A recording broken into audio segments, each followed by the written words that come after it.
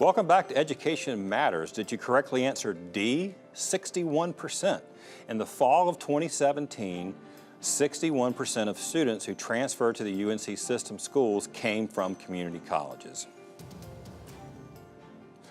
We're going to continue our conversation now with Peter Hans, the president of the North Carolina Community College System. You sent me those stats, and that was wild. That kind of surprised me. And I think there was the other one that I saw, that like 20% of all new students who entered UNC system schools this year came from community colleges.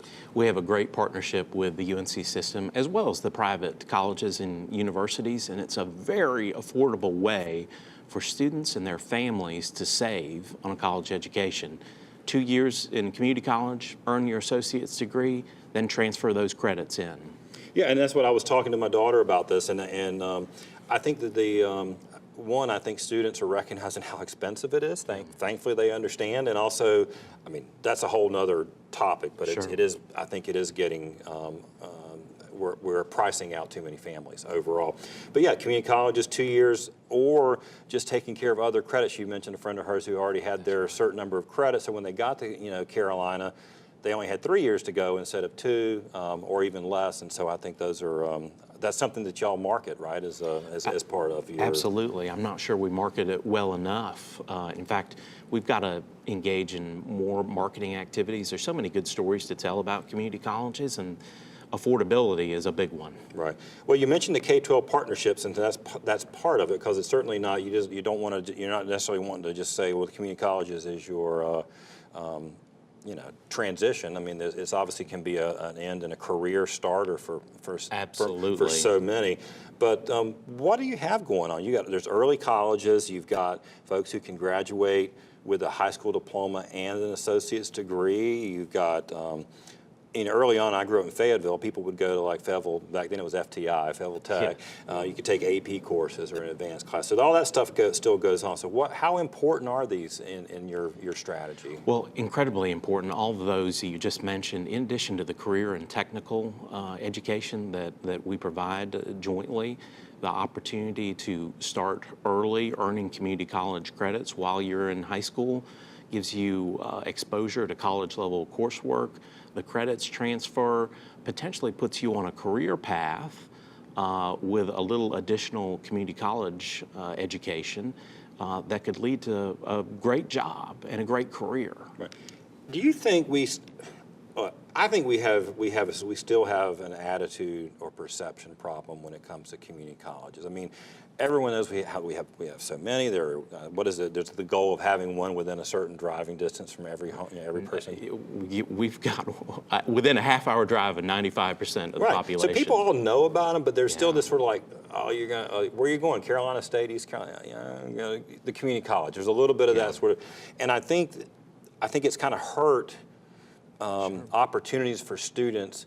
I think back to my own friends who didn't go on the four-year colleges that maybe bounced around after high school, in retail or service industry or things, and then maybe found their way back later that they don't see. Do you think that's true? It is a challenge, as you mentioned earlier, less so with younger students and more so with the parents who have ingrained in their mind that the only path to success is a four-year degree. Now, I certainly got a four-year degree. Yeah. You do as well. It's wonderful. You won't find a bigger advocate of the university system than myself, but it isn't the only path to success.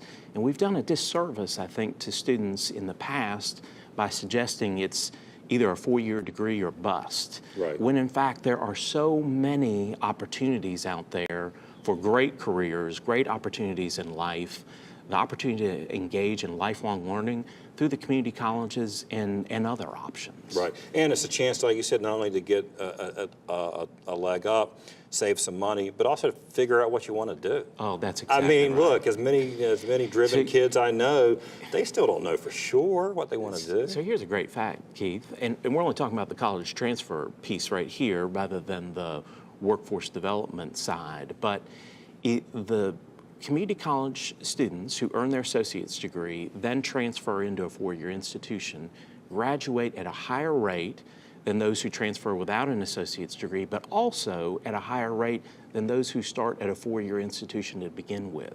So it's a great start for them. they ease into college, often closer to home, and they save a lot of money along the way. Right. No, I meant to ask you this a minute ago, but I'll go ahead and get it in. You've been participating in an effort called My Future NC, Yes. and it was related to the idea of attainment, an attainment goal. Tell me what is that? What does that mean?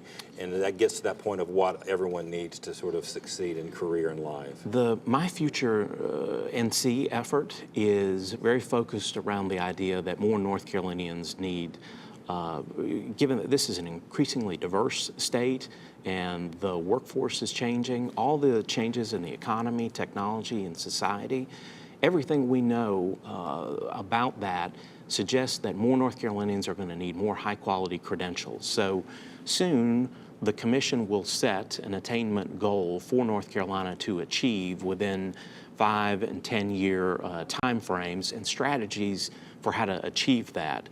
Now, just in December, I was named one of the 3 co-chairs of that effort, succeeding my friend Margaret Spellings, and I'm very excited to be a part of that. And so that's basically we'll say everyone in North Carolina needs to have at least with an associate's degree or credential or something, will have some percentage, and say we want to get there. Usually we come up with some slogan, right? We want to get there by 2025. I have something snappy that you can communicate. Like that. Right, exactly. right. All right. Tell me about how community colleges fit in with business and economic development.